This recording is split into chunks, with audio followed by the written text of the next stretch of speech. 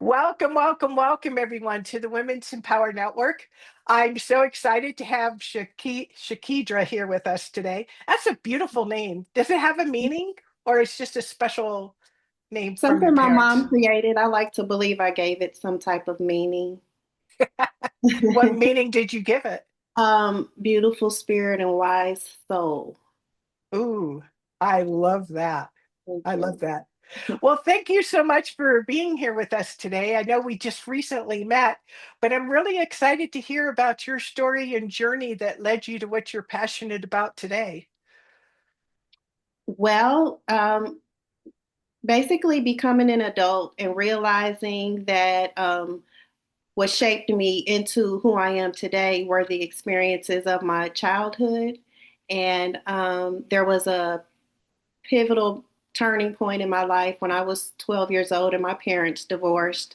And that was just me coming to the understanding that in that time, my parents had actually poured into me all that I needed to be able to go out and handle the world. And by the time I got into high school, I took accountability for my future and taking notice to others in need and seeing people when they were hurt that led me on the path of just wanting to really empower others and starting with empowering myself to be able to be that for other people. Nice. Did you happen to be the oldest in your family? I'm not the oldest. I have an older brother, 3 years older than me, and a younger brother, 5 years younger than me. But I'm the only girl, and so that comes with its own set of responsibilities. But my older brother went to live with my dad, and so in the home, I was the oldest at that point. With your mom? You stayed with Yeah, your mom. yeah. Well, that's nice. So tell us a little bit. So, what is it that you enjoy doing today? Today, I enjoy interacting and engaging with the youth and empowering them beyond whatever circumstances they may be facing and helping them connect with their greatest potential by a certain set of guidelines that I have. I have my book, A Life Fulfilled: 7 Strategies to Pivot Your Mindset from Lack to Abundance. And those 7 strategies I have kind of been living over the past couple of decades, but just putting them all together and then being able to hand it off to youth and guide them along the way with things like being selective about what you put in your body, practicing regular movement, spending time in nature, um, working in a field aligned with your gifts, your natural gifts, and being selective and mindful about who you spend time with and how you spend your time. So you using those key elements to help them set the path for their futures. And that's my passion, just pouring into youth. Well, it's interesting. That sounds like that's wise wisdom for any of us at any age. I agree with that. I do have a lot of women who are drawn, they're drawn to the book and um, engaging more with opportunities to understand. So there's sister circles that I've been a part of and leading with older, not older women, but with women and kind of leading them through that as well. So it's not restricted to um, young people or women, but that's been my audience thus far. And when you say youth, what age range do you like working with? Um, Probably middle school is my preference. I haven't had much interaction with them yet, but the age range I've been working with now has been like 17 to 25. Well, that's excellent. I mean, to get them so far ahead of the game at such a young age that they can avoid a lot of the pitfalls that maybe a lot of us had endured in our lives, our young adult lives. Yeah, exactly. Yeah, I say that I wrote the book for my 12-year-old self. And so that's why I say middle school is um my the preference, because that's just such a um pivotal point for us all, you know. It's weird. Everything about it is weird. Everything just changes, you know, with puberty and all of that. So having some type of guide to say, you know, it happens to us all. You're not alone is really important. That's a very significant message because a lot of times, children who are depressed or suicidal, that is the one thing is they feel isolated, they feel alone, and they think they're the only one. Yeah, absolutely. Yeah, so that's an important age. And I think too, it's kind of funny when I think back because I have two sons, and because I'm mom, they don't listen to me, but I used to say, um, I used to tell one child to tell the other child something because they siblings would listen to each other. So if I had an important message, I would filter it through the kids. That's But smart. you use every trick in the book you Right. can figure out. But too, I mean, just if you don't have a supportive family or you don't feel comfortable talking to one or either of your parents, having somebody like you out there to be an advocate for these young people is such a gift. I'm very, very grateful to have had my experiences. You know, it wasn't pretty, but it made I made sense of it enough to be able to help others. And so for that, I'm really grateful. And helping others to do the same, to see that those low times really can turn into something beautiful if we have the tools and resources and support to put it all together. It is because when you're young and it's the first time happening to you, whatever, if it's a divorce or a bully or whatever it is in life, you know, I don't, it's not like your parents know to prepare you for everything that's going to happen. And even they don't know what's going to happen. But to have somebody that has the tools and insights and knowledge, I think goes a long way with helping young people uh, feel empowered that they can handle this and come out stronger and wiser for having gone through it. Absolutely. So in addition to the the book, I have my LLC, which is Resilience to Brilliance, and that was established with the principle that we all are resilient.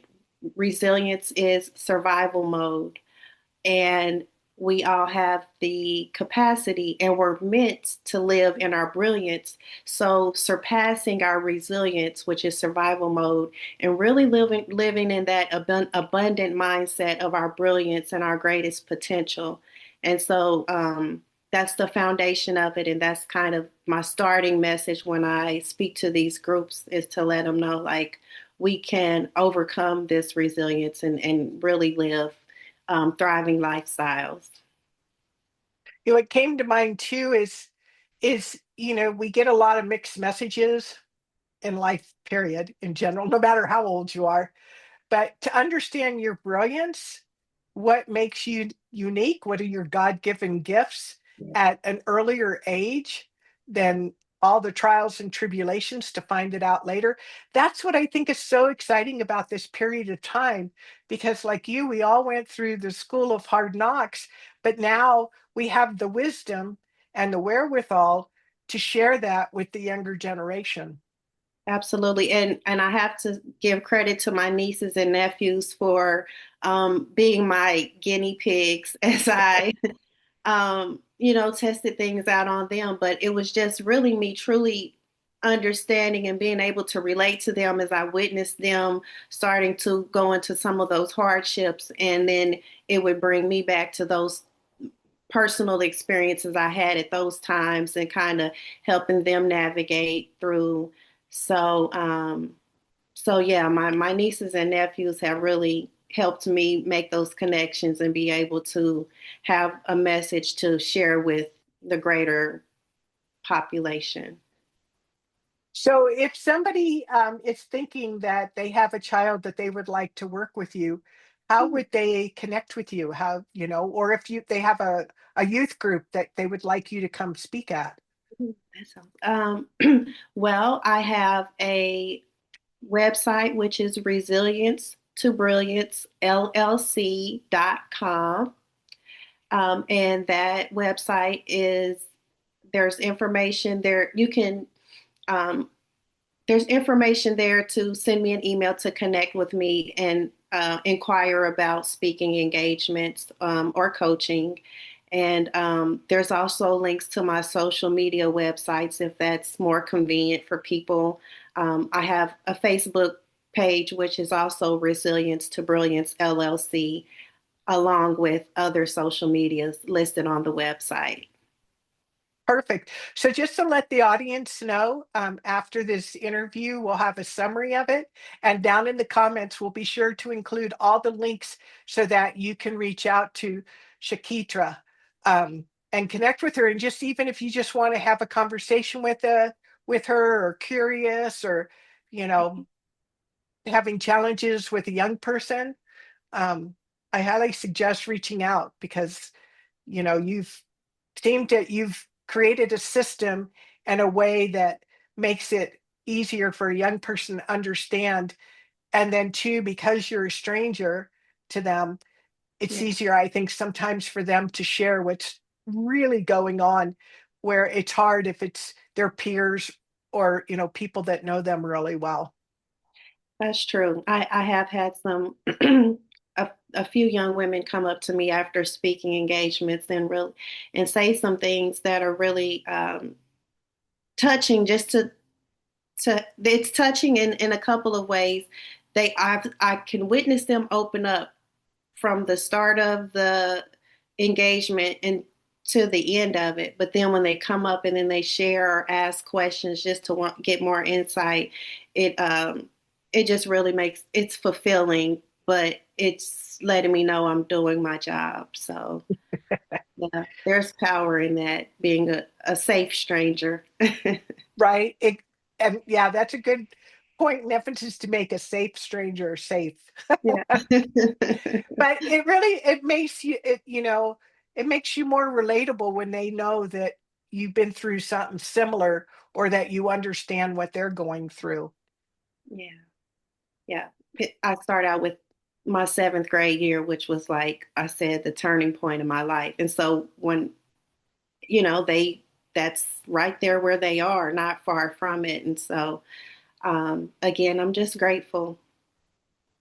Yeah, I to this day Mhm. remember my seventh grade year. Mm. It it had its highs and its lows. And its bullies. Even I got bullied in That's what in I say. Isn't that something though I was bullied. I was bullied in sixth grade, really, but then seventh grade came and it was just like a train wreck. But here I am today, so that's the point, right? You can get through it. It is. And it would have been helpful to me if I had adults that I could talk to navigate that, because I remember I spent years being small just to avoid attention and and really shrinking who Mhm. I really was, which was such a shame, Yeah, you know. But we all deal with it differently. So that's why I think it's so, for parents out there, whoever's listening, having somebody to talk to and having a healthy, better way to navigate those, it's, I think very, very few don't have that kind of experience. I think most of us in one form or another do have these experiences growing up, and knowing, and then just knowing that you're not alone and it doesn't happen just to you. yeah, absolutely. Absolutely. Well, before we go today, are there any parting words of wisdom you would like to share with us? Um, the words of wisdom are that we all are built to thrive. We were created to thrive. And so the low lows that we experience lead to the greatest highs. And so that's what I am here to help with, is to help propel you into those higher highs and be the light you were meant to be. That's so beautiful. Well, thank you, Shakitra, for being with us today. It's been a real pleasure to get to know you a little bit more. Thank you so much, Jenny.